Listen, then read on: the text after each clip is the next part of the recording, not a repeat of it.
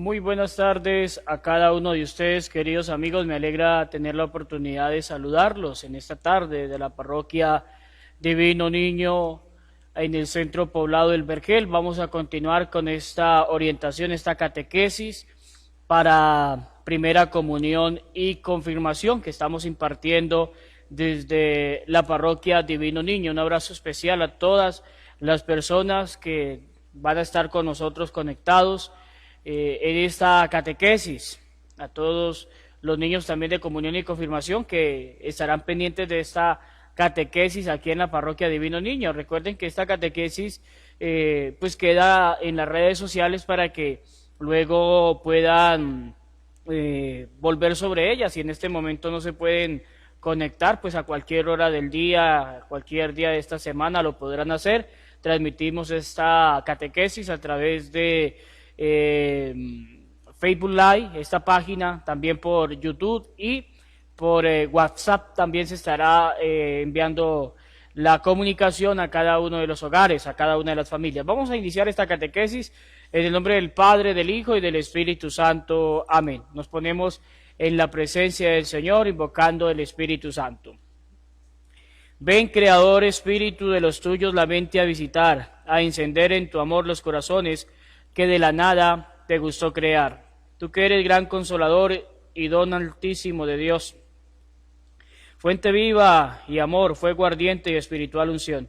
Tú tan generoso en dádivas, tu poder de la diestra paternal, tu promesa magnífica del Padre que al torpe labio vienes a soltar. Con tu luz iluminas los senderos, los afectos inflama con tu amor, con tu fuerza invencible fortifica la corpórea flaqueza y corrupción. Lejos expulsa al pérfido enemigo, danos pronto tu paz, siendo tú nuestro guía, toda culpa logremos evitar. Danos tu influjo conocer al Padre, danos al Hijo conocer, y en ti el uno y otro Santo Espíritu para siempre creer. A Dios Padre, alabanza, honor y gloria, con el Hijo que un día resucitó, y a ti, abogado y consuelo del cristiano, por los siglos se rinda admiración. Amén. Espíritu Santo, ilumínanos y santifícanos. Espíritu Santo, ilumínanos y santifícanos. Espíritu Santo, ilumínanos y santifícanos. Dios te salve María, llena eres de gracia, el Señor es contigo. Bendita tú eres entre todas las mujeres, y bendito es el fruto de tu vientre Jesús. Santa María, Madre de Dios, ruega por nosotros pecadores, ahora y en la hora de nuestra muerte. Amén. Divino Niño Jesús, bendecinos con amor. Divino Niño Jesús, bendecinos con amor. Divino Niño Jesús, bendecinos con amor. En el nombre del Padre, del Hijo y del Espíritu Santo. Amén. Hemos iniciado ya en la catequesis de primera comunión y de confirmación. Hemos avanzado ya algunos capítulos, hemos hablado ya sobre el capítulo hemos hablado sobre el capítulo primero, Dios, el segundo capítulo, la creación, el tercer capítulo, la desobediencia, el cuarto capítulo, Jesucristo Salvador. Ahí hemos quedado en la catequesis que estamos siguiendo y vamos entonces a continuar con esta orientación ahora sobre el capítulo quinto, que gira en torno a la iglesia, la familia de los hijos de Dios. Tenemos que tener presente, queridos hijos, que todos somos iglesia. Ustedes y yo somos iglesia. ¿Desde cuándo? Desde el día de nuestro bautismo somos iglesia y estamos entonces llamados a pertenecer también a la iglesia. Vamos entonces a compartir las preguntas del Catecismo de la Primera Comunión en este capítulo quinto. Los que creen en Cristo viven su fe aisladamente, es decir, cada uno por su propia cuenta. Pues de ninguna manera, queridos hijos, no somos Cusumbo solo, no somos islas que nos vamos distanciando. Los que creemos en Cristo no viven su fe aisladamente, sino como miembros de una gran familia que es la iglesia. Somos parte de la iglesia y entonces nuestra fe la vivimos ahí dentro de la iglesia. Ahí es donde tiene la finalidad de que nosotros nos encontremos cada 8 días principalmente para las celebraciones de la Eucaristía, que ya durante este tiempo pues no lo podemos hacer por la situación que se viene presentando, pero de igual manera es lo que nos hace Iglesia de podernos reunir cada 8 días para celebrar la fe, celebrar la Eucaristía. Nos reunimos también para los sacramentos, nos reunimos en diferentes momentos de la Iglesia. Por eso entonces miremos una de las citas bíblicas. Hay muchas citas bíblicas, pero solamente de cada pregunta voy a tomar una.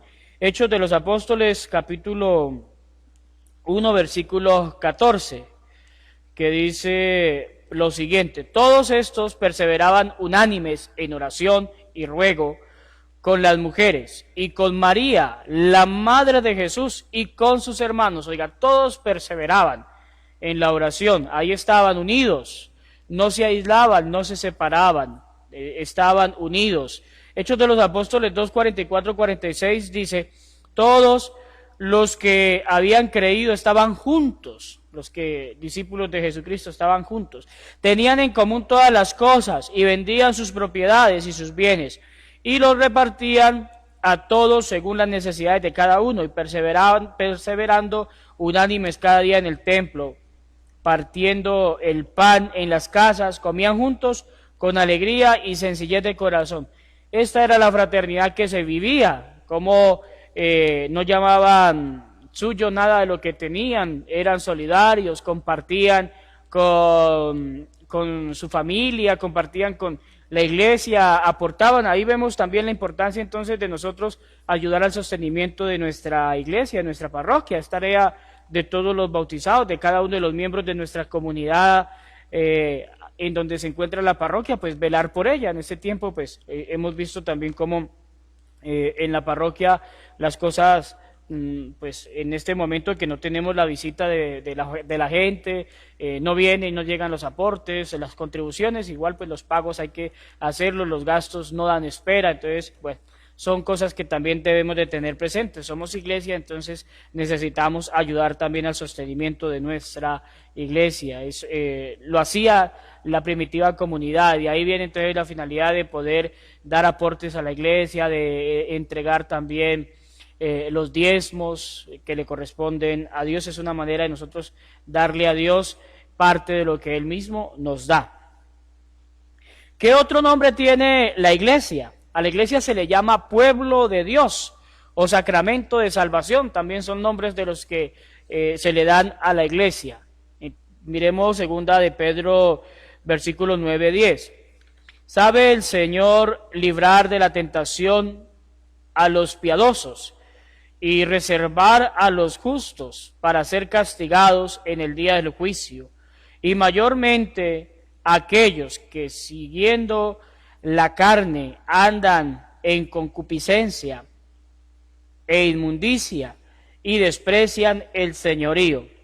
Entonces, el Señor nos libra precisamente a cada uno, dice la palabra, de los que son piadosos, los que buscan la forma de agradarle más a Dios, de estar en gracia de Dios, que es la tarea que cada uno de nosotros tenemos, de buscar la forma de poder agradarle más y más a Dios en todo lo que nosotros hacemos.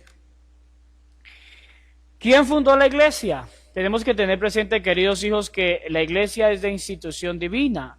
La fundó Jesucristo, no la fundó una persona humana, la fundó el mismo Cristo, y por eso es importante saber que es de institución divina, y como lo dice el mismo Señor, no hay nada ni nadie que pueda contra ella. Me gusta muchísimo por allá el capítulo 5 de Gamaliel, que viene a hablarnos precisamente de cómo existía en aquella época la persecución, y entonces dice: ojo, que si eso es obra de Dios, estamos peleando con Dios y entonces vamos a perder la batalla. Y por eso entonces, si esto es obra humana, se va a acabar, dice, pero sabemos que es de institución divina. ¿Cuántos han atentado contra la iglesia, han buscado la manera de acabar con la iglesia y no han podido. ¿Por qué? Precisamente porque es de institución divina. Ellos son los que se han acabado, han muerto, pero la iglesia continúa. Miremos entonces San Mateo capítulo, aquí la cita bíblica es de San Mateo capítulo 16, versículos 18, capítulo 28, versículo 20 y primera de Timoteo capítulo 3, versículos 15. Vamos a mirar entonces San Mateo capítulo 28, 18 al 20. Dice lo siguiente: y Jesús se acercó, les habló diciendo: toda potestad es dada en el cielo y en la tierra, por tanto, id y haced discípulos a todas las naciones, bautizándolos en el nombre del Padre, del Hijo y del Espíritu Santo, y enseñándoles a que guarden todas las cosas que os he mandado, y he aquí que yo estoy con vosotros todos los días hasta el fin del mundo. Queridos hijos, Jesús entonces es el autor de la iglesia, Él fue el que fundó la iglesia, y por eso a la iglesia le dejó también, como lo vamos a ver ahora, los sacramentos, las 7 gracias para que sean administradas en la iglesia y para que nosotros, todos los bautizados, entonces estemos acudiendo a la iglesia. ¿Por qué fundó Jesucristo la iglesia? Pues Jesús fundó la iglesia para que continuara en el mundo la obra salvadora, viviendo su mensaje, anunciando su palabra y comunicando la vida de Dios. Para eso es, para anunciar la palabra, para comunicar la vida de Dios. Para eso entonces Jesús instituyó la iglesia. Lo acabábamos de decir: vayan por todo el mundo, anuncien, lleven la buena nueva, bautícenlos en el nombre del Padre, del Hijo y del Espíritu Santo, porque el Señor quiere que todos se abracen a la fe, que todos conozcan la fe. ¿A quiénes encargó Jesucristo como pastores de la iglesia? Queridos hijos, Jesucristo encargó como pastores de la iglesia a los apóstoles, bajo la guía de San Pedro. San Pedro es el que fue elegido por Jesús para que estuviera adelante, para que dirigiera a cada uno de los apóstoles. Miremos a ver entonces qué dice Marcos capítulo 3, versículos 13 al 15. Después subió al monte y llamó así a los que él quiso, y vinieron a él, y estableció a 12 para que estuvieran con él, y para enviarlos a predicar, y que tuvieran autoridad para sanar enfermedades, y para echar fuera demonios. Este es el poder entonces que el Señor le da precisamente a los 12 apóstoles, a quienes escogió, eligió, formó, catequizó, y luego de que los preparó, entonces fueron enviados a la obra de la evangelización. ¿Qué hizo Jesucristo después si uno se preocupa solamente por su salvación, ¿puede ser un verdadero discípulo de Cristo? Podemos preguntarnos. Pues con seguridad que no, porque la salvación es para todos, en un comienzo es para todos. El Señor no quiere que ninguno se pierda. No podemos ser egoístas, que solamente entonces seamos nosotros. Y entonces lo del embudo, nos abrimos y entonces que todo sea para nosotros. No tiene que ser eso solamente entre nosotros. Nosotros tenemos que ser generosos y entonces atraer a las demás personas. Esto es importante que lo tengamos presente. Lo dice primera de Timoteo capítulo 5, 8. Si uno mira por los suyos, especialmente por su familia, ha renegado de la fe y es peor que un no creyente. Entonces, no solamente mirar por uno mismo, ¿sí? Sino que tenemos que velar por estar en gracia de Dios, por acercarnos al Señor, por presenciar también su amor, su misericordia, por agradarle más y más a Él, por tratar de hacer entonces su santa voluntad. ¿Qué tenemos que hacer entonces para ser verdaderos discípulos de Cristo? Recuerden que el discípulo es el que está aprendiendo del maestro, para luego entonces ser enviado. Entonces, Eso es lo que lo hace discípulos. Los apóstoles tuvieron primero que ser discípulos para luego ser apóstoles. Ya cuando fueron enviados se convierten en esos misioneros, se convierten en esos apóstoles. Para ser verdaderos discípulos de Cristo tenemos que preocuparnos no solo por nuestra salvación personal, sino también por la salvación de nuestros hermanos, realizando así el mandamiento del amor. Lo hemos dicho, entonces no solamente preocuparnos por nosotros mismos, que me salve yo, que me salve mi familia y nadie más, no, todos tenemos que buscar es la salvación precisamente de todos. San Marcos capítulo 12, versículo 31 dice, y el segundo es semejante, amarás a tu prójimo como a ti mismo. No hay otro mandamiento mayor que estos. Entonces, por eso es importante amarnos los unos a los otros de la misma manera como Dios a nosotros nos ama.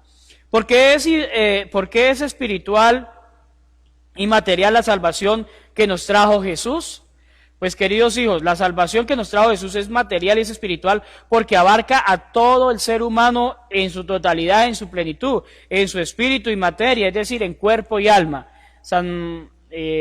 Mateo capítulo 9, versículo 1 al 6 viene a decir, y sucedió que le trajeron un paralítico tendido sobre una cama, y al ver Jesús la falta de ellos, le dijo al paralítico, ten ánimo, hijo, tus pecados te son perdonados. Entonces algunos de los escribas decían dentro de sí, este blasfema, y conociendo Jesús los pensamientos de ellos, dijo, ¿por qué pensáis mal en vuestro corazón?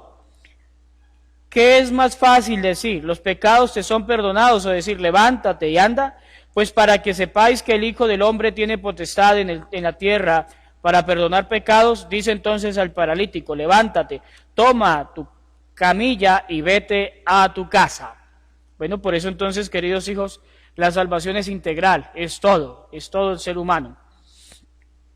¿Qué tenemos que hacer entonces para manifestar nuestro amor hacia los hermanos? Que es una tarea especial que tenemos. Pues para manifestar ese amor a cada uno de los hermanos tenemos que hacer el esfuerzo por conocer sus necesidades espirituales y materiales y tratar de ayudarlos, compartiendo lo que tenemos, dándoles ejemplo de vida, comunicándoles la palabra de Dios, ofreciendo al Señor su favor, en favor nuestros sacrificios, nuestras oraciones y luchando con ellos para construir un mundo mejor. Ahí tenemos esa gran invitación que tenemos todos, entonces, de poder seguir enseñando, siendo solidarios, cumpliendo con las obras de caridad, siendo fraternos con las demás personas. Miremos entonces Hechos de los Apóstoles, capítulo 2, versículos 42 al 47. Y perseveraban en la enseñanza de los apóstoles, en la comunión unos con otros, en la fracción del pan y en las oraciones. Y sobrevino temor a toda persona, y muchas maravillas y señales eran hechas por los apóstoles. Todos los que habían creído estaban juntos, y tenían en común todas las cosas, y vendían sus propiedades y sus bienes, y los repartían a todos según la necesidad de cada uno, y perseverando unánimes cada día en el templo, y partiendo el pan en las casas, comiendo juntos con alegría y sencillez de corazón, alabando a Dios y teniendo favor con todo el pueblo. Y el Señor añadía cada día a la iglesia a los que habían de ser salvos. Entonces, día a día, con la evangelización, mucha gente se iba abrazando a la fe, mucha gente se iba acercando a la iglesia, precisamente con esa finalidad, porque el Señor no excluye a nadie. Recordemos, el Señor no excluye a nadie, somos nosotros los que le excluimos, pero Él no nos excluye, Él no se aparta de nosotros. Entonces, es importante tenerlo presente. Y es lo que tenemos entonces que hacer, estar rodeados de los demás, sin egoísmo, caminando juntos, ayudándonos, siendo solidarios, fraternos. Qué bonito cuando uno es solidario, cuando uno es fraterno, cuando uno puede servir, cuando uno es útil para los demás. Eso es importante tenerlo presente. Solo dando es como se manifiesta el amor al prójimo. Dando es como se manifiesta el amor al prójimo. Pues, queridos hijos, el amor hacia el prójimo se manifiesta dando y recibiendo. Sí, claro, se da y se recibe. En realidad nadie es tan pobre que no tenga nada para dar, ni tampoco tan rico que no tenga nada que recibir, o que dando algo va a quedar pobre, ¿sí? No, al contrario, cuando uno hace una obra de caridad, todo esto Dios se lo sabrá recompensar. Al final de la vida dirá el Señor: venid benditos de mi Padre, tuve hambre, me disteis de comer. Señor, ¿cuándo te vimos en esta situación? Cada vez que lo hicieron con uno de estos pequeños, conmigo lo hicieron, nos va a decir entonces el Señor por allá en el capítulo 25 del Evangelio de San Mateo.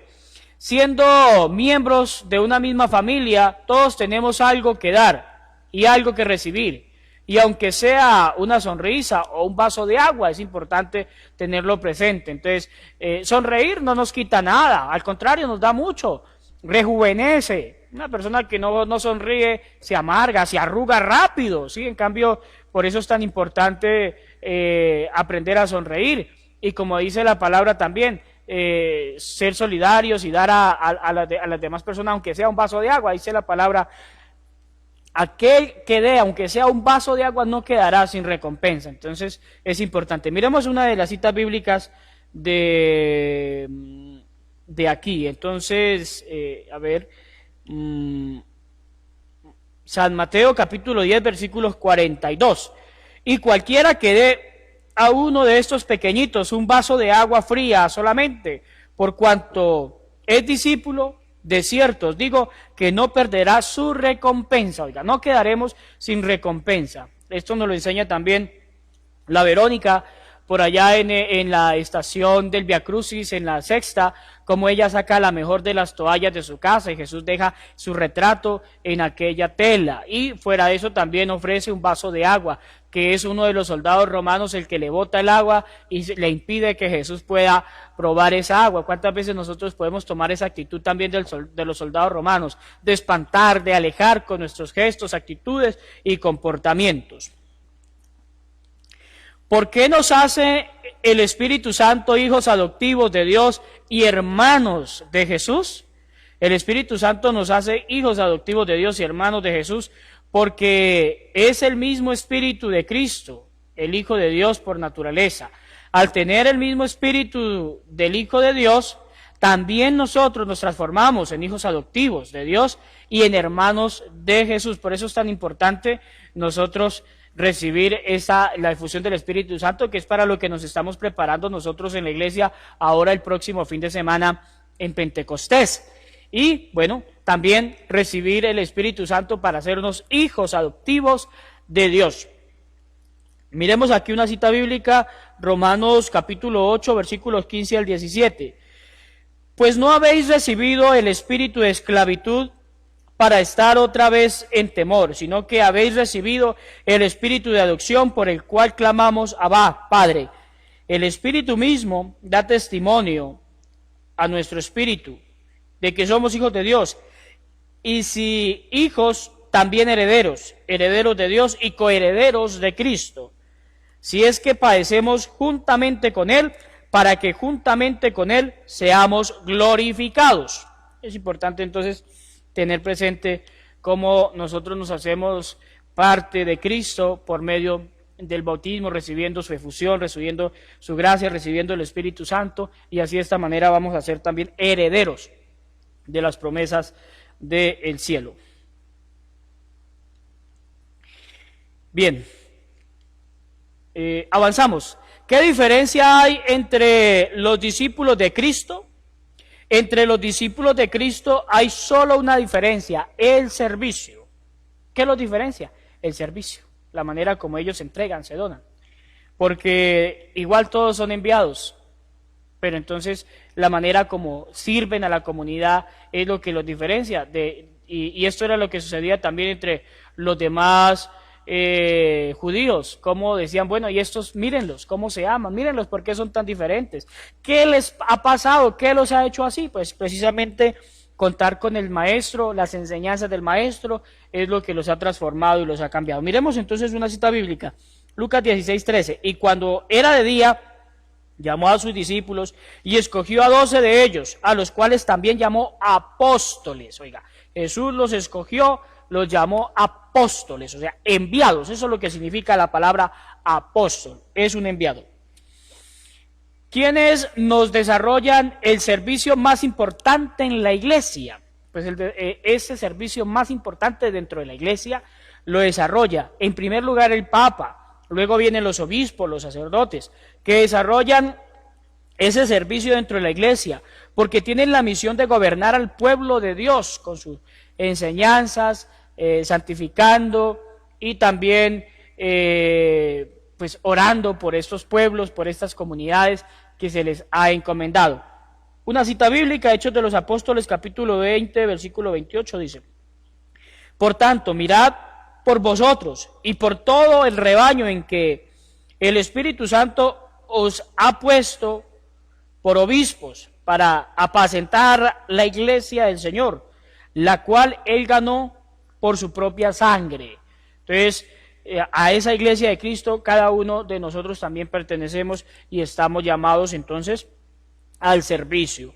Y un servicio pues totalmente desinteresado, un servicio para agradarle a Dios.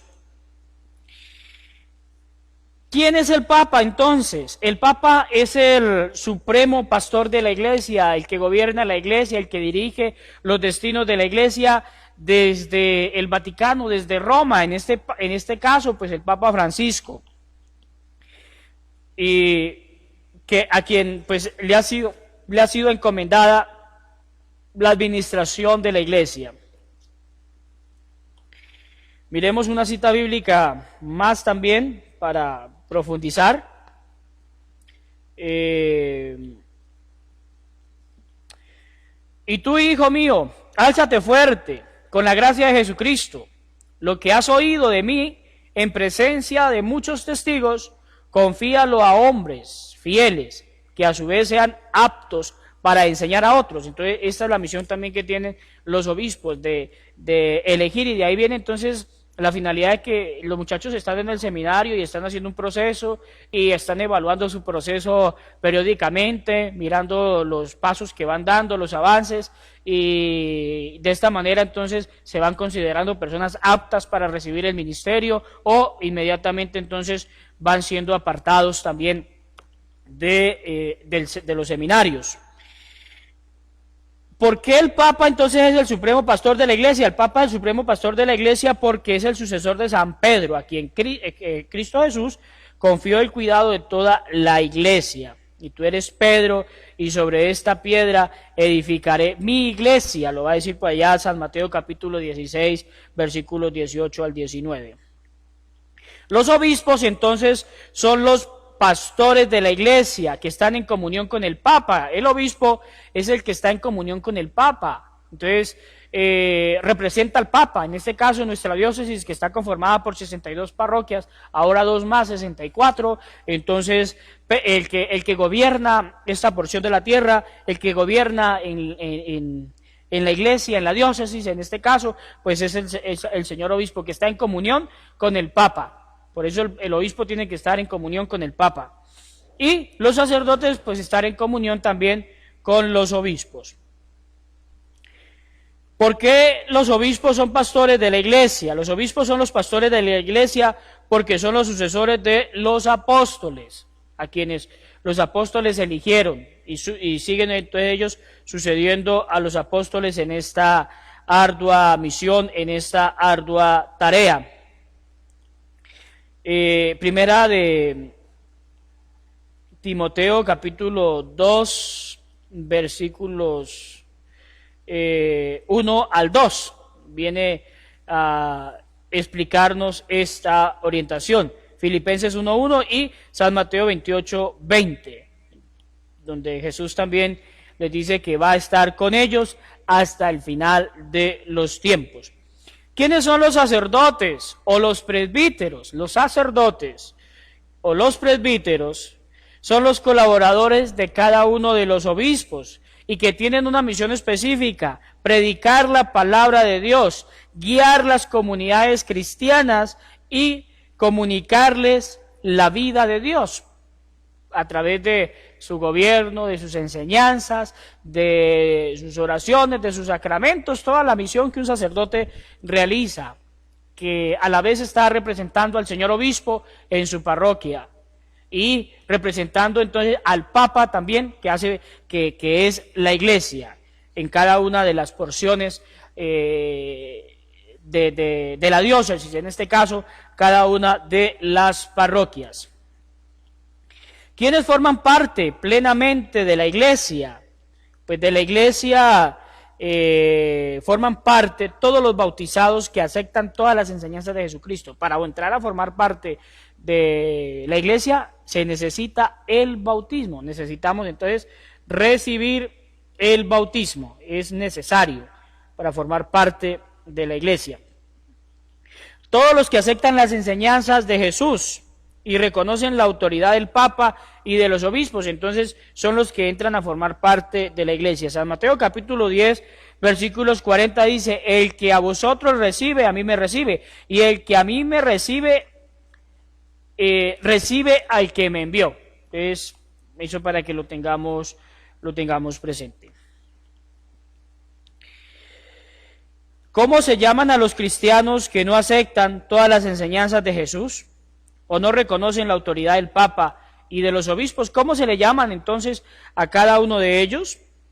Pues a los cristianos que no aceptan las enseñanzas de Jesucristo, que no reconocen la autoridad del Papa y de los obispos, se les llama hermanos separados, hermanos esperados. Esperamos que reflexionen, que recapaciten, que piensen y que regresen a la Iglesia que los engendró. Algunas citas bíblicas aquí: primera de Juan 2:18 al 19 y tercera de Juan 9:10. Voy a leer la primera de Juan 2:18 al 19. Hijitos, ya es el último tiempo, y según vosotros oísteis que el anticristo viene, así ahora surgió muchos anticristos. Por esto conocemos que es el último tiempo. Salieron de nosotros, pero no eran de nosotros, porque si hubieran sido de nosotros, habrían permanecido con nosotros, pero salieron para que se manifieste que no todos son de nosotros. Entonces, en esto hay que tener presente, porque muchas veces hay hermanos esperados que no entienden y que le dan el título de anticristo al Papa, y no, queridos hijos. Anticristo significa sin Cristo. El Papa no, ¿cómo va a ser sin Cristo si el Papa tiene a Cristo? ¿Sí? Le sirve a Cristo. Entonces, todo anticristo significa la persona que está en contra de Cristo, aquella persona que rechaza a Cristo, aquella persona que rechaza los sacramentos, aquella persona que rechaza a la Iglesia. Entonces, esos serían los anticristos, los que están en contra de Cristo, los que no aceptan a Cristo. ¿Pueden salvarse los hermanos separados? Esa es alguna de las preguntas también que muchos se pueden hacer. A ver, queridos hijos, ¿sí se pueden salvar los hermanos separados? Claro. Aquellos quienes se encuentren obrando de buena fe, es decir, que buscan sinceramente a Cristo y tratan de vivir según sus enseñanzas, aunque no hayan llegado todavía a la plenitud de la verdad y a la comunión completa con los representantes de Cristo, que son el Papa y los obispos, pueden salvarse, claro. Si ellos, son personas, como lo dice la palabra, obran de buena fe, pero veamos que muchas veces hay egoísmo de parte de ellos, rebeldía, rechazo. Muchas veces con ellos no se puede hablar porque la actitud que ellos toman no es la más apropiada, no es la más indicada. Inmediatamente algunos son groseros también, y bueno, toda esta situación, entonces, egoístas, y esto no es, ¿sí? Esto no es. Si obrara de buena fama, de buena fe, pues entonces usted podría entrar en diálogo, en comunión, en contacto con las demás personas, y no tendría que ser una persona conflictiva. Yo conozco personas, hermanos separados, que precisamente, como lo dice la palabra, seguramente estas personas sí se van a salvar porque entran en diálogo, comparten, y no pelean, no discuten, no son egoístas. Esto es importante, cosa que a veces en algunos hermanitos no existe esa actitud. Primera de Timoteo 2:4 dice que quiere que todos los hombres se salven y lleguen al conocimiento de la verdad. Ese es el deseo del Señor, que todos se salven, que todos, ¿sí? Ya está en nosotros que aceptemos esa salvación o que la rechacemos. ¿Pueden salvarse los que no conocen a Cristo? También los que no conocen a Cristo se pueden salvar. Si tratan de vivir según su conciencia, buscando a Dios y haciendo el bien, claro que se pueden salvar. Una última cita bíblica de este capítulo de la iglesia, Romanos capítulo 2, versículos 12 al 15. Porque todos los que sin ley han pecado, sin ley también perecerán. Y todos los que bajo la ley han pecado, por la ley serán juzgados. Porque no son los oidores de la ley los justos ante Dios, sino los hacedores de la ley. Serán justificados, porque cuando los gentiles que no tienen ley hacen por naturaleza lo que es de la ley, estos, aunque no tengan ley, son ley para sí mismos, mostrando la obra de la ley escrita en sus corazones, dando testimonio de su conciencia y acusándoles o defendiéndoles sus razonamientos. Entonces, ¿pueden salvarse los que no conocen a Cristo? Claro que se pueden salvar, porque la salvación es para todos, queridos hijos, pero por eso es importante obrar rectamente. Dice la palabra, al que más se le da, más se le exige, ¿sí? Al que poco conoce, pues también en lo mínimo seguramente el Señor nos pedirá cuentas. Entonces eso también es importante tenerlo presente. Y miremos ahora entonces en Primera Comunión, capítulo 6, sobre los sacramentos, que también va para confirmación. Ya aquí hacemos el empalme con la confirmación. Ellos también tienen este capítulo de los sacramentos que les voy a explicar a continuación, que es importante tenerlo presente. Y todos los que están a esta hora siguiendo la transmisión, conectados con nosotros, pues un abrazo especial. Por ahí está Silito Leiva, Osvaldina Valverde desde Brasilia, en el Brasil. Boatas, por estar con nosotros conectados. Olga María Celis, bueno, todos los que están a esta hora ahí los veo conectados, mucha gente que sigue también esta orientación de la catequesis. Y ahora entonces en torno a los sacramentos.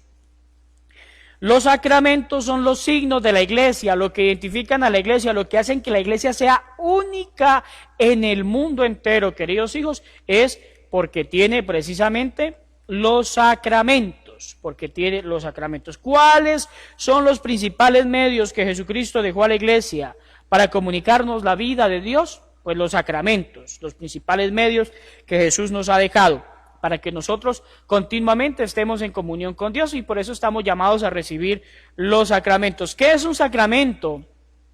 Es un rito sagrado en el cual se realiza un encuentro con Cristo mediante signos externos que expresan la vida de Dios y la comunión, y precisamente la transmiten, la comunican.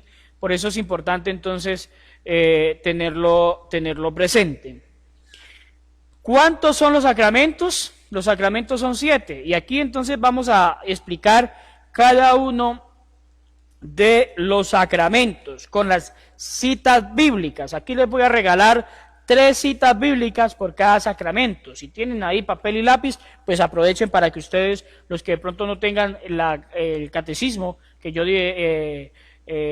transmito acá en la parroquia Divino Niño, en torno a la catequesis de Primera Comunión del padre Flavio Amatuli, del apostolado bíblico, pues entonces también pueden tener ustedes estas citas bíblicas, les puede servir para que conozcan y se den cuenta que los sacramentos están en las Sagradas Escrituras, están en la Biblia. ¿Cuántos niegan y dicen que son inventos del Papa, de los curas, de la Iglesia? No, queridos hijos, Jesucristo mismo se los inventó. Jesús se inventó los sacramentos. Miremos entonces el primero.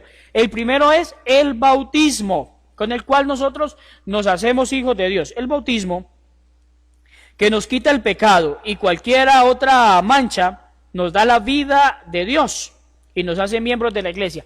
Por eso una persona sin bautismo no es nada. Usted no es un hijo de Dios. Con el bautismo se hace hijo de Dios.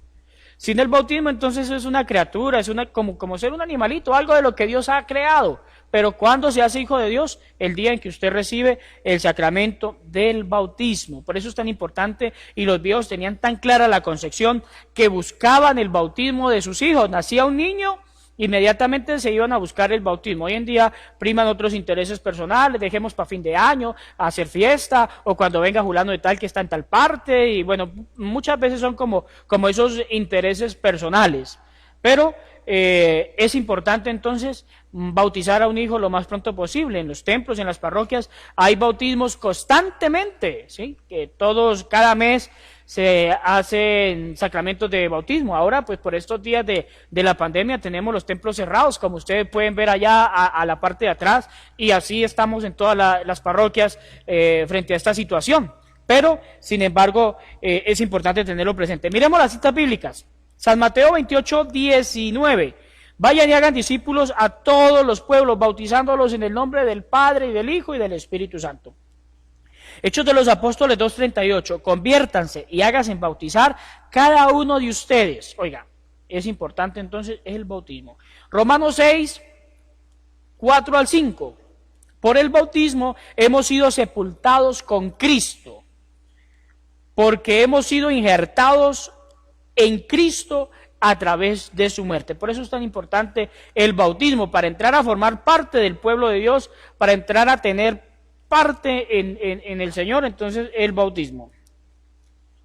Segundo sacramento, la confirmación, que nos da la fuerza del Espíritu Santo para rechazar los ataques del demonio y vivir como auténticos cristianos, es decir, como testigos de Cristo. Para esto es tan importante entonces la confirmación, para hacernos adultos en la fe, como lo decía hace 8 días.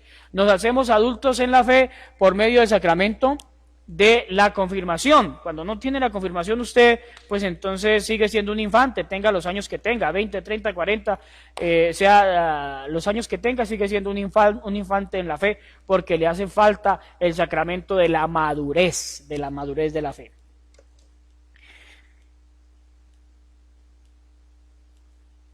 Miremos citas bíblicas. Hechos de los Apóstoles, capítulo 1, versículos 7 al 8. Recibirán la fuerza del Espíritu Santo para que sean mis testigos en Jerusalén, en toda Judea, Samaria y hasta los confines de la tierra, dice la palabra. Entonces, por medio de la confirmación. Los apóstoles, cuando fueron confirmados, entonces se convierten precisamente en esos mensajeros, propagadores. Uno como confirmado, entonces se convierte en apóstol de Cristo, en testigo, en soldado de Cristo. Entonces, esto es importante tenerlo presente. Hechos de los Apóstoles, capítulo 14, también al 17, capítulo 1, versículos 14 al 17. No dejó de darse a conocer por sus beneficios, enviándoles desde el cielo lluvia y temporadas fructíferas. Ahí está la obra del Espíritu Santo actuando en cada uno de nosotros, sosteniéndonos. Primera de San Juan, capítulo 4, versículos 4 al 6. Ustedes pertenecen a Dios y han vencido todos los falsos profetas, porque es más grande el que está en ustedes que el que está en el mundo. Entonces, para eso necesitamos el Espíritu Santo. Recuerden que los apóstoles con el Espíritu Santo se hicieron valerosos, valientes, ¿sí? Sin el Espíritu Santo estaban encerrados. ¿Cuándo nace la iglesia? El próximo domingo está de cumpleaños la iglesia, Pentecostés, porque recibieron la fuerza del Espíritu Santo y se fueron cada uno de los apóstoles a diferentes lugares para continuar con esta obra, con la evangelización.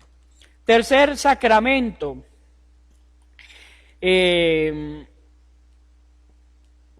la penitencia, que se le llama confesión o reconciliación.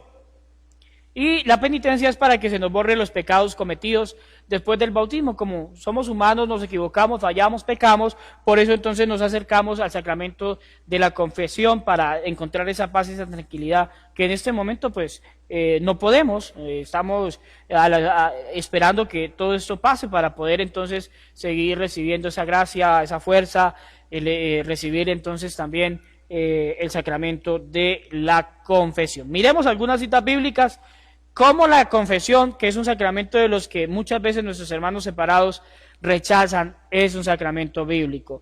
San Juan, capítulo 20, versículos 22 al 23. Sopló sobre ellos y les dijo: reciban el Espíritu Santo. A quienes les perdone los pecados, Dios se los perdonará, y a quienes se los retenga, Dios se los retendrá. Oiga, ahí está el Señor dándoles poder a los discípulos, a los apóstoles, para que vayan a evangelizar, para que vayan a pues cumplir con este sacramento tan importante, la confesión.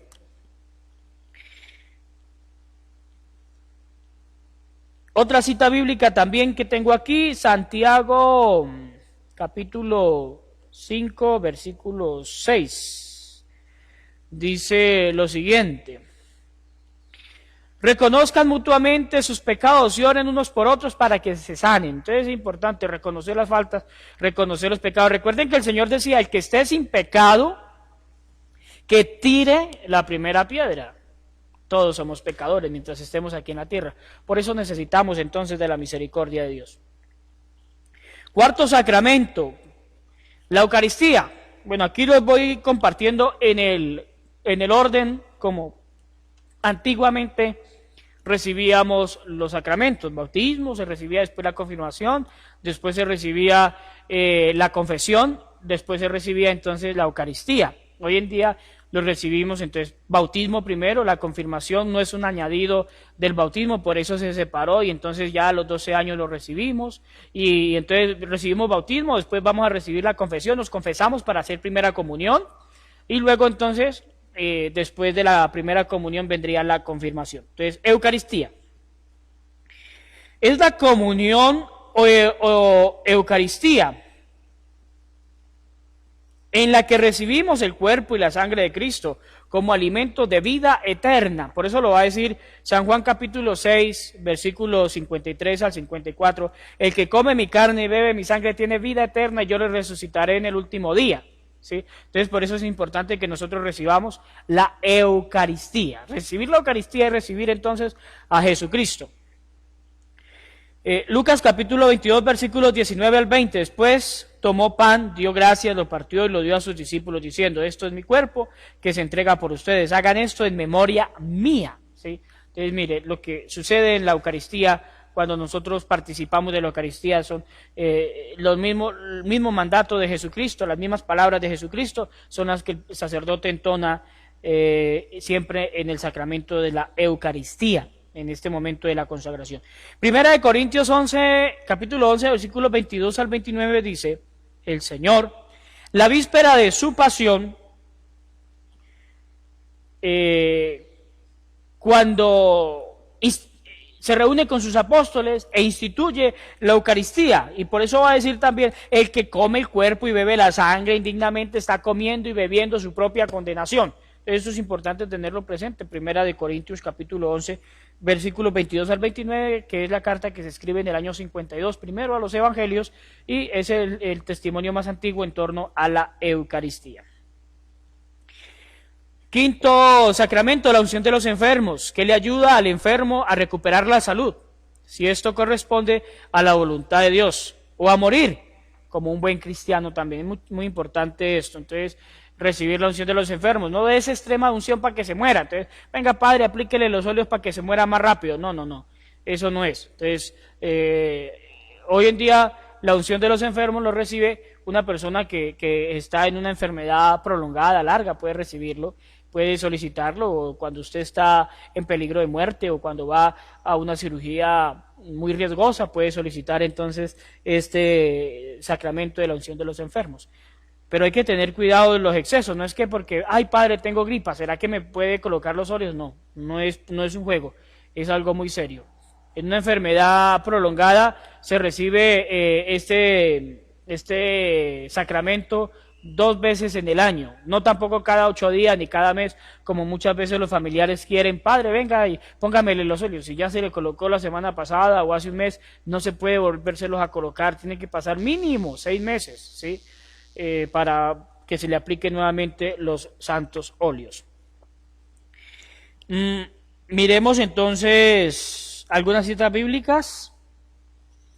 Santiago capítulo 5, versículos 14 al 15. ¿Está enfermo alguno de ustedes? Llame a los presbíteros de la iglesia para que oren sobre él y lo unjan con el óleo en el nombre del Señor. Oiga, es importante entonces llamar a los presbíteros, de la iglesia si estamos enfermos. San Marcos capítulo 6, versículo 13 dice: expulsaban muchos demonios, ungían con aceite a muchos enfermos y los sanaban. Oiga, los sanaban. Entonces, para eso es tan importante la función de los sacerdotes. Y también San Marcos 16, 18 dice: agarrarán serpientes con sus manos y aunque beban veneno no les hará daño, impondrán las manos a los enfermos y estos se sanarán. Bueno, refiriéndose precisamente a ese sacramento de la unción de los enfermos. Bueno, sexto sacramento, el orden sacerdotal, la ordenación sacerdotal, que hace a los hombres que lo reciben pastores de la iglesia, representantes de Cristo. El sacerdote, es que el padre Julano de tal me bautizó, no, fue Cristo. El padre Julano de tal celebra la misa, es Cristo. El sacerdote en la Eucaristía se transforma en otro Cristo. Entonces es el mismo Cristo el que está ahí, por eso el sacerdote actúa en persona de Cristo, capitis, en persona de Cristo, cabeza, ¿sí? Entonces por eso es importante tenerlo presente. Algunas citas bíblicas: Lucas capítulo 22, versículo 19, va a decir: esto es mi cuerpo. Lucas 22, 19. Esto es mi cuerpo que será entregado por ustedes, hagan esto en memoria mía. El mandato que les da Jesús a sus apóstoles, para que sigan entonces celebrando la Eucaristía, y ellos la transmiten a los obispos a los sacerdotes, y así entonces hasta nuestros días. Hebreos 6, Hechos de los Apóstoles, capítulo 6, versículos del 5 al 6, dice: escogían a 7 hombres y los presentaron a los apóstoles, y ellos después de orar les impusieron las manos. Entonces escogieron algunas personas dignas también, y entonces son ungidos. Y lo va a decir por allá la carta a los Hebreos, que el sacerdote es tomado de entre el pueblo, no es un bicho raro, no, es una persona de carne y hueso, que ofrece la Eucaristía por sus pecados y por los pecados del pueblo. Por eso todos los días, todos los sacerdotes celebramos la Eucaristía. Es un deber que hemos hecho desde el día que nos ordenamos, en la oración y la Eucaristía. Séptimo sacramento, que es el matrimonio, el último, que hace de los esposos un signo grande de amor que existe entre el cielo, entre Cristo y la iglesia, y los ayuda a cumplir bien sus deberes de casados. Esto es importante entonces tener presente. San Mateo capítulo 19, versículos 5 al 6, por eso dejará el hombre a su padre y a su madre y se unirá a su mujer. Ya no serán dos, será una sola carne. Entonces, esto es importante saberlo, que pues el que se casa es importante que viva aparte, que tenga su mujer, su hogar, su casa, y así como lo dice la palabra, deja a su papá, deja a su mamá para unirse a su esposa. Entonces, formar un hogar, como lo hicieron los papás también en la antigüedad, es lo mismo que hará el esposo hoy en día. Dejan a sus padres, no es que se casaron y siguieron viviendo en la casa, o que ella sigue viviendo allá con los papás, no, ya se supone que van a hacer la vida juntos. Efesios capítulo 5, versículos 22 al 32, que las mujeres respeten al marido como si se tratara del Señor, tengan mutuo respeto, que los maridos amen a sus esposas, como Cristo amó a la iglesia y se entregó por ella. De la misma manera entonces está llamado cada uno de los esposos a donarse, a entregarse. Bueno, aquí está entonces estos 7 sacramentos de la iglesia, estas gracias especiales que contiene la iglesia, que los tengamos presentes. Todos los sacramentos son sacramentos bíblicos, están en las Sagradas Escrituras. Vamos a hablar entonces, como les había dicho hace 8 días, a profundizar un poco en torno a los padrinos. Estábamos hablando de los padrinos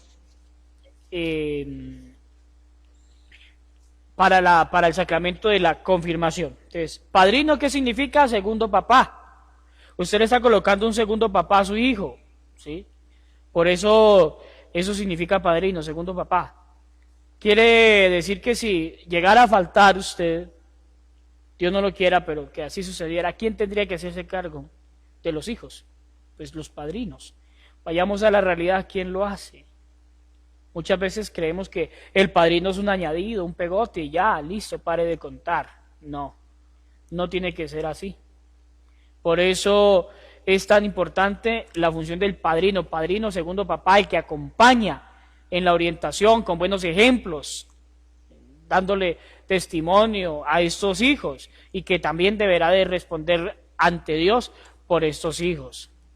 No solamente por sus hijos biológicos, sino también por los hijos que usted engendró como padrino, porque también es un hijo suyo. Entonces, ay padre, es que yo no supe más de él, pues ¿cuál es su tarea? Orar por él, si no sabe dónde está, si de pronto se fue para otra ideología religiosa diferente a la católica, entonces ¿qué tiene que hacer? Ore por él, o póngalo en manos de Dios porque pues se dejó confundir por la ignorancia y cayó allá, bueno, lo que sea, ¿sí? Entonces, por eso, esa es la función entonces del padrino.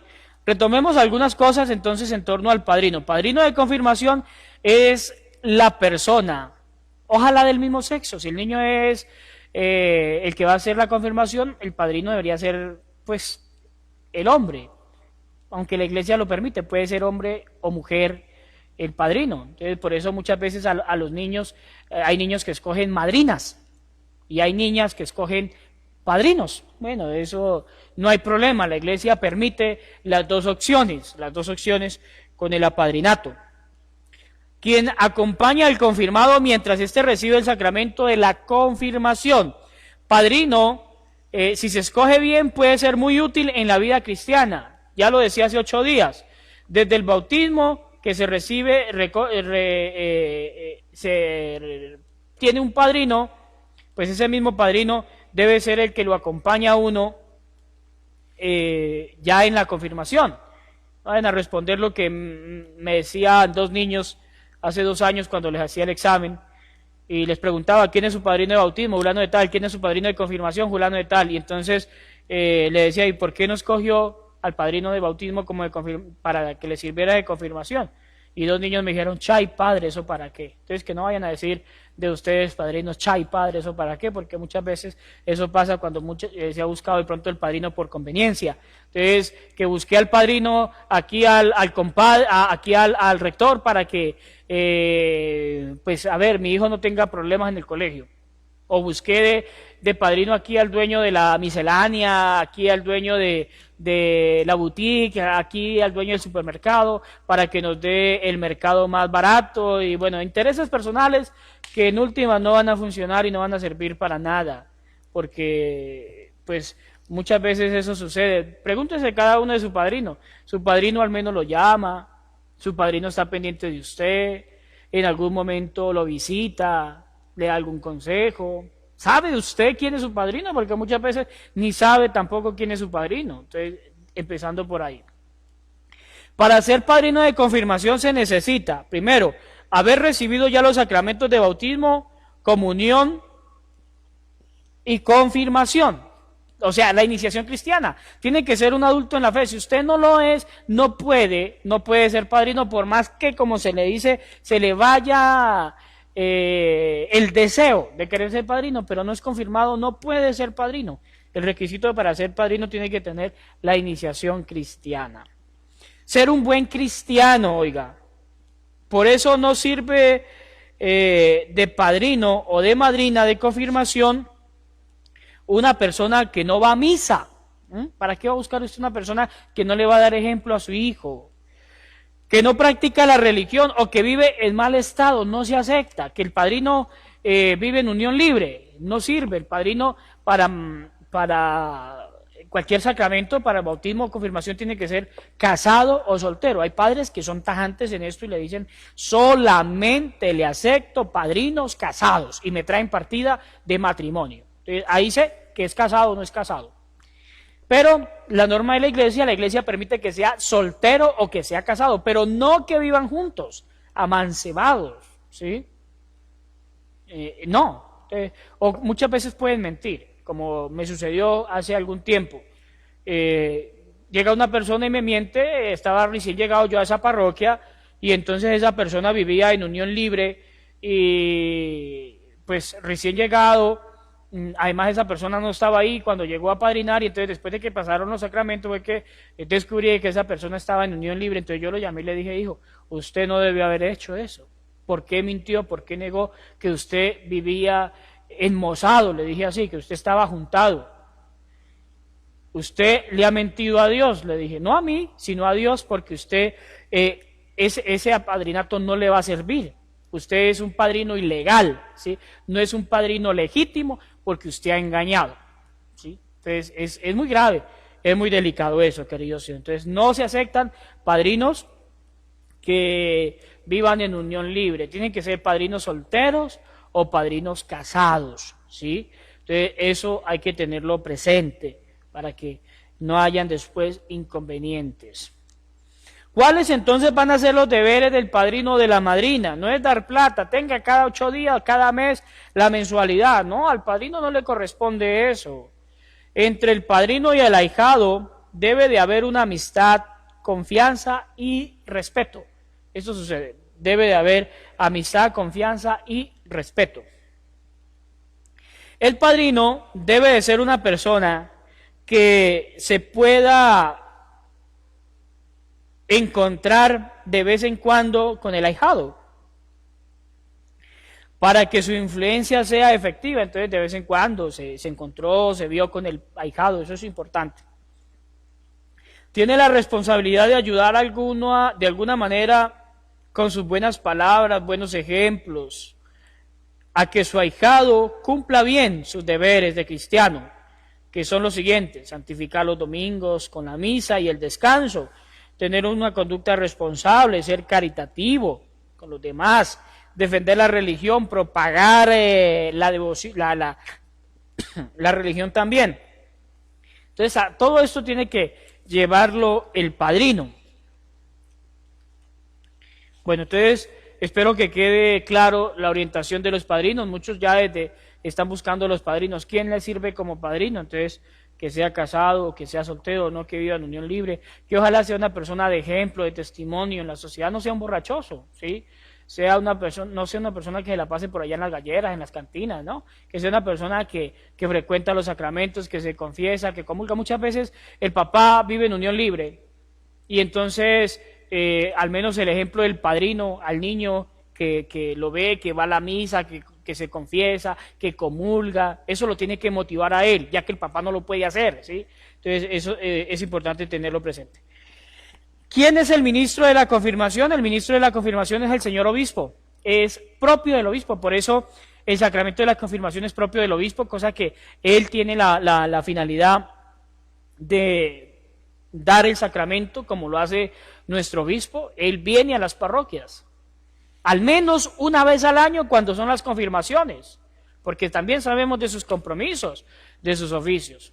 Gracias a Dios aquí a la parroquia del Divino Niño ha venido muchas veces el señor obispo, pero hay parroquias donde no va en ningún momento del año, ¿sí?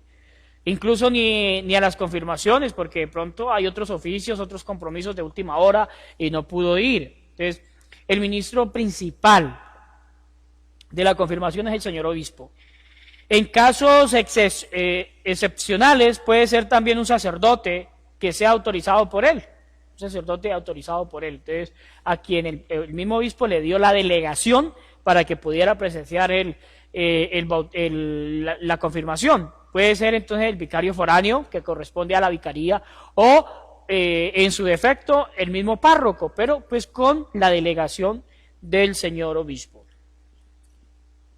¿Qué condiciones se necesitan para ser confirmado? Para ser confirmado se necesitan estas 4 condiciones. Primero, estar bautizado. Por eso cuando se va a la confirmación se le pide la partida, el acta de bautismo, ¿sí? Se tiene que traer la partida de bautismo. Padre, la puedo traer el otro año. Padre, se me olvidó. Padre, se me perdió. Padre, no la encuentro. Padre, en la parroquia quemaron los libros. Bueno, no sé, tantas cosas. Entonces, como me decía alguien, padre, bautíceme otra vez. No, no, señor, no se puede. Recuerdan que hace 8 días les decía que el bautismo se recibe una sola vez en la vida, no se puede repetir. Entonces eso para que lo tengamos presente. Bien, entonces estar bautizado, también estar en estado de gracia. Esto es importante, entonces, estar en estado de gracia, o sea, sin pecado mortal. Porque el Espíritu Santo no habita en un alma en donde está, en donde habita el demonio por el pecado mortal. Por eso, antes de recibir la confirmación, se necesita hacer una confesión. Por eso se llama a los muchachos a que participen de este como tal sacramento. Entonces se hacen estas jornadas especiales del sacramento de la confesión, retiros especiales antes del sacramento, para que reciba en gracia este sacramento especial. Tercero, tener una edad en la que ya pueda comprender qué es un sacramento. Por eso se recomienda que la confirmación se reciba ya pues a partir de los 10 años, pero esto la conferencia episcopal en este caso pues ha determinado que tiene que ser 12 años, porque ya tiene que estar más consciente de qué es lo que va a recibir. Por eso tiene que ser a los 12 años. Cuarto, haber hecho una buena preparación. Para cuanto más esmerada haya sido la preparación para recibir el sacramento, tanto mayor provecho le va a servir a quien lo recibe. Eso es importante entonces tenerlo presente. Hay en países para recibir un sacramento les piden 5 años, 7 años para la confirmación. Aquí en la Iglesia Católica de Colombia se les pide 1 año. ¿Qué digo 1 año? De ese año 10 meses, y de esos 10 meses 1 hora semanal la catequesis.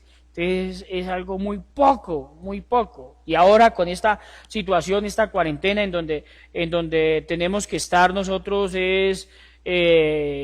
así en los hogares, en las casas, ya no hay reuniones de catequesis, se tiene que dar la catequesis el papá, la mamá. Por eso yo quiero aprovechar y ofrecerles este subsidio, cosa que repasamos el catecismo de primera comunión y confirmación, lo repasamos con los papás, con la mamá, con los muchachos que están preparándose, y toda la gente que también se quiera conectar con nosotros se estarán preparando también y estarán recibiendo esta orientación. Para ser confirmado se exige un certificado que diga que verdaderamente asistió a la catequesis. Cuando me viene una persona de otra parroquia para que yo en la parroquia le dé el sacramento de la confirmación, un día que haya confirmaciones, entonces yo tengo que exigirle que me traiga un permiso por escrito firmado por el párroco de la parroquia a la que él estaba, donde pertenece, que certifique de que verdaderamente él hizo la catequesis, que se preparó y que está listo para recibir el sacramento. Lo mismo, si de aquí, de mi parroquia, alguien se quiere ir a hacer el sacramento a otra parte, lo puede hacer, pero me tiene que pedir esa nota, y si no, no lo van a recibir allá, ¿sí? Y en muchas partes hasta los catequistas los llaman y le dicen, bueno, presénteme el informe a ver de los niños que usted preparó, para saber si están aptos o no. Aquí en la parroquia yo cada mes tengo la reunión de catequistas y vamos mirando también muchas situaciones, incluso tengo la reunión de padres de familia también. Entonces los conozco a los papás, conozco a los muchachos, hay mucha cercanía en esa parte, que en este momento pues desde que empezó la cuarentena no nos hemos podido volver a reunir, pero esperamos que esto pase para volver otra vez a continuar con esta obra especial. ¿Cuáles son los 3 favores que recibe la confirmación a quien, que trae la confirmación a quien lo recibe? La confirmación trae 3 grandes favores a quien lo recibe. El primero y principal que le sucede es que el confirmado recibe el Espíritu Santo con todos sus dones y gracias. El próximo fin de semana es Pentecostés, precisamente recibimos al Espíritu Santo. El segundo favor es un gran valor para ser testigo y buen cumplidor de la religión, aunque ello nos cueste molestias y sufrimientos. es ser testigo. Y tercero, la confirmación nos da luces para ser profetas, o sea, nos ilumina para poder defender nuestra religión contra los ataques de los que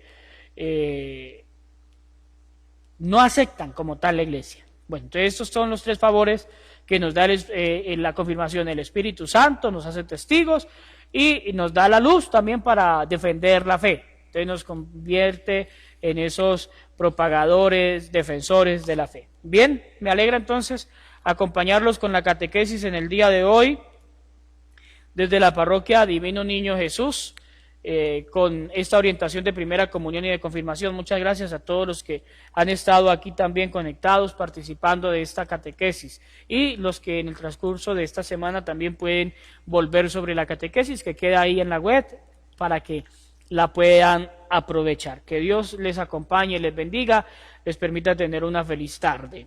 Los espero, los que quieran celebrar con nosotros la Eucaristía hoy en honor a Santa Marta, todos los martes, Santa Marta, hoy a las 6 de la tarde nos encontramos en directo con la Eucaristía, y desde las 5:30 ya estaremos rezando el Santo Rosario desde aquí, desde la parroquia Divino Niño. Les esperamos a los que quieran participar del Santo Rosario y la Eucaristía en honor a Santa Marta. Aquí se pueden conectar con nosotros por internet y siguen la Eucaristía. A todos los que nos sigan aquí en la página de fanpage Padre Pablo Andrés Parra, en el canal de YouTube Pablo Andrés Parra Muñoz, y bueno, también a través del WhatsApp, el grupo de la parroquia Divino Niño. Ya habrá otros subsidios, otras redes sociales disponibles en los próximos días también para seguir avanzando y llevando el mensaje del Señor. Que el Señor les acompañe y les bendiga en el nombre del Padre, del Hijo y del Espíritu Santo.